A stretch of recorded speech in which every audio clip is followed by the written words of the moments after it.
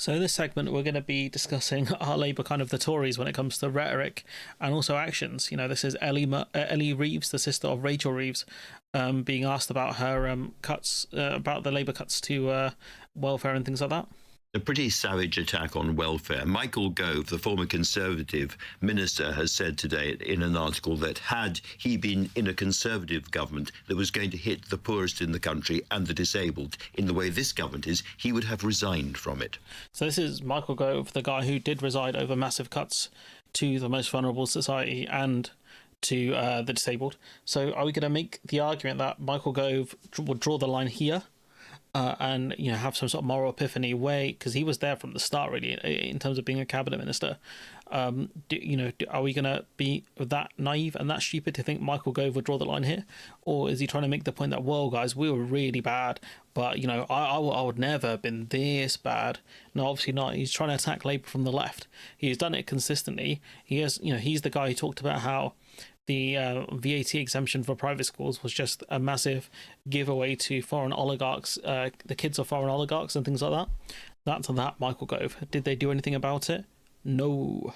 So this idea that Michael Gove some sort of moral arbiter for this, nonsense. You're more right-wing than Michael Gove. How does that feel? I don't accept that. No, I don't accept that either, to be honest. I really don't like any of these people, but... I mean, we've got... 1 million young people out of work or education, 1 in 10 working age people not in work, 1,000 new PIP claimants each day. To sit back and do nothing, to accept the status quo. It's kind of annoying how much she sounds like Rachel Reeves as well, because it just gives you PTSD of really bad arguments. But okay, so how are you going to help the people on PIP get back into work when they actually need help? How are you going to help more unemployed people back into work? Are you going to magic up all these jobs, in their local vicinity? How are you going to do this? What's the plan here? What if the people don't have the expertise to do these jobs? What if the employees just have high standards like they do for entry-level jobs, or they expect you to have experience, despite the whole point of an entry-level job being to help give you experience? Please answer this paradox. And to leave a generation of young people out of work would not be the right thing or the moral thing to do, which is why we're putting £1 billion into supporting people get into employment. You're also cutting, I think it's billions of pounds as well, so this is nonsense. Sending work coaches in to see the most vulnerable people whilst they're in hospital, which is, again, it's crazy behaviour. And this is Rachel Reeves being asked about a specific comment made about taking money away from disabled people and pocket money. A welcome to you all.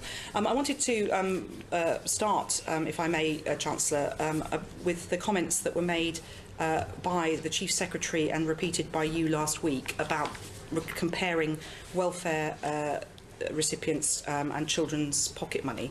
And I wonder if, on reflection, you think that was a wise comparison to make. Well, it's a pleasure to be here at your Select Committee today, Chair and members of the committee. The Chief Secretary to the Treasury has apologised for the clumsy language that... Clumsy language, I need to remember that. So it was an accident. Used. It wasn't the right language. I was asked a specific question. I did not, first of all, hear the previous interview of the Chief Secretary, and so the question to me was put about pocket money, but it's not a right... I think she was asked, does she agree with the statement? Now, if we look at where the statement came from, right? So the Times can disclose, however, that the genesis of the analogy about, essentially cutting disabled people's money, as it's like cutting your kids' pocket money and expecting them to get a Saturday job, right? It was first made by Starmer at Cabinet on Tuesday during a discussion about official impact assessments showing that 250,000 people, including 50,000 children, face being pushed into poverty by the government's welfare cuts. The line stuck in Jones' mind to an extent that he repeated it on the broadcast round. So the question is this Darren Jones briefing against the Prime Minister, his own boss? Trying to defend himself by saying it was Starmer who made this line. I just remembered it, during the broadcast meeting. Or was it more likely, given that Reeves backed the line as well, that this was a deliberate media statement pushed in order to try and justify the cuts by saying, look, guys, why don't they just get a job? We're cutting the money short. Just get a job, guys. we're cutting it by a little bit. Get yourself a little part-time job, and you can make up the money easy. Which one do you guys think it is? Because there is Hamlin's razor. Don't attribute malice where you can attribute incompetence. I think that's how the phrase goes. But this looked like a very deliberate line that they pushed. They must have focus grouped this as well, and then suddenly it's, oh, sorry guys, our bad. When clearly, you got someone briefing the Times here, probably on Darren Jones's team about this, saying that was not the case and blaming the Prime Minister. Analogy, and apologies have already been made. Okay, so you're making an apology too for the comments that you made on the other... I don't think I made the same comments, but the analogy of comparing pocket money and personal independence payments is clearly not right. Okay, well, thank you for that. Chancellor, you've made it clear already in today's evidence how much you value the work of the Office for Budget Responsibility, the IMF and the independent economists who helped sort of frame the UK guardrails effectively. And I note that in their Article 4 examination of the UK economy last year, which was published on the 1st of July, the IMF said this about the UK economy. It said, growth is recovering faster than expected, inflation has fallen rapidly to target. And then you became Chancellor on the 5th of July, and... Odds on this are Tory. Budget came out at the end of October, and I was very struck by the difference between the report that the Office for Budget Responsibility put out last October and the one that was published last week with your spring statement. In those 5 months, their forecast for inflation this year has gone from 2.6% to 3.2%. Obviously, you highlighted the fact that their growth forecast has halved from 2% to 1%. This stuff really is not that important. I think partly it would be down to the tariffs and things like that, along with their increase in national insurance contributions for employers. And this is, I think, with Labour as well, I think they're going to go back to looking at welfare recipients again. Nick, what are they thinking in government? What are they saying in government about bills, tariffs, and what that might mean for the government's economic policy? Well, obviously, there is... So this is just April 1st, just after the financial year, began. cautious optimism about what might happen over the next few weeks with Donald Trump and these tariffs. But in terms of the run-up to the budget in the autumn, there are nerves. And the nerves are like this, that if Rachel Reeves is not going to put up taxes, if Rachel Reeves is going to stick to her fiscal rules, there will simply have to be more cuts. And there is a feeling in some quarters in government that those cuts will fall once again quite heavily on welfare. And we've seen that the political pain experienced in the cabinet with those 5, or was it 4.5 billion of cuts announced in the last few weeks and finalised in the spring statement. So big nerves on that. And what I'm beginning to feel here, not from within government, but from Starmer loyalists, is can Rachel Reeves stick with those rigid fiscal rules? Because what the critics are saying is that she can't. That's what the critics should be saying. They can't.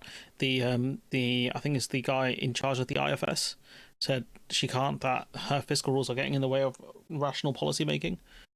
It's just wild. By sticking them to save relatively smaller sums of money, she is paying a massive political price. And one loyalist said to me is, do we need a khaki budget? A khaki budget is what you have in times of war. When you say, to quote the second most famous person associated with Gillian's College, when the facts change, then I change my mind. Do you need to say the circumstances have changed and we need to relax those fiscal rules? So yeah, it's just this is so crazy to me. Like doing this again, but don't worry, guys. It will cost you 5k plus VAT to engage in a Q&A session with the Chancellor Rachel Reeves. Only the ultra rich and big corporations can pay, influence policies, and demand favours. So if only disabled people had more money, if only poor people had more money, you could lobby the Chancellor, and then you might actually get somewhere. But, I remember this one actually as well. Determined to deliver growth, create wealth, and put more money in people's pockets. This can only be achieved by working in partnership with leading businesses like at BlackRock.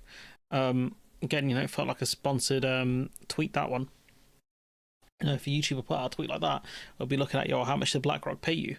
So, if only we could have actually got an idea of how much BlackRock paid them. But yeah, anyways, forgot to add on this clip, which is further to this. When asked about Labour, because they do constantly think of investors, as kind of showed by these two tweets here. This is Clive Lewis taking a dig at them, saying that they would never have been the ones to create the NHS. I sometimes think what would happen if the NHS didn't exist and we in this place came together to decide how we were going to provide healthcare for the people of this country. I think this place would say, listening to today, that it is too difficult to create the national healthcare system, that something based on need, not on profitability, not on private sector investment, we couldn't do it. And yet, yeah, we'd have to do it based on what BlackRock say. We did it after a damaging Second World War, which absolutely obliterated our public finances, and yet we managed to do it because we knew it was right. And we knew that some things don't get judged by their profitability. They're things that we need. Our health is one such thing. And I believe millions of other people believe that water is one of them as well. And I hope at some point my side of this house, my government, would acknowledge that. Yeah, I doubt it, bro. Labour are very much in the pocket of the water companies. But, some really good points made all round by Clive Lewis, who is the guy I wish was Labour leader, not the complete fraud knight we have now. So I'm going to leave it there. Rachel and Lee Reeves really having a bad day all round. But yeah, we're going to have to see if she's going to go back to the well and, cut more welfare money somehow. But anyways, I'm going to leave it there. Let me know what you think in the comments below. Like, comment, share, subscribe. Support the channel on Patreon if you can. And hopefully I'll see you in the next one.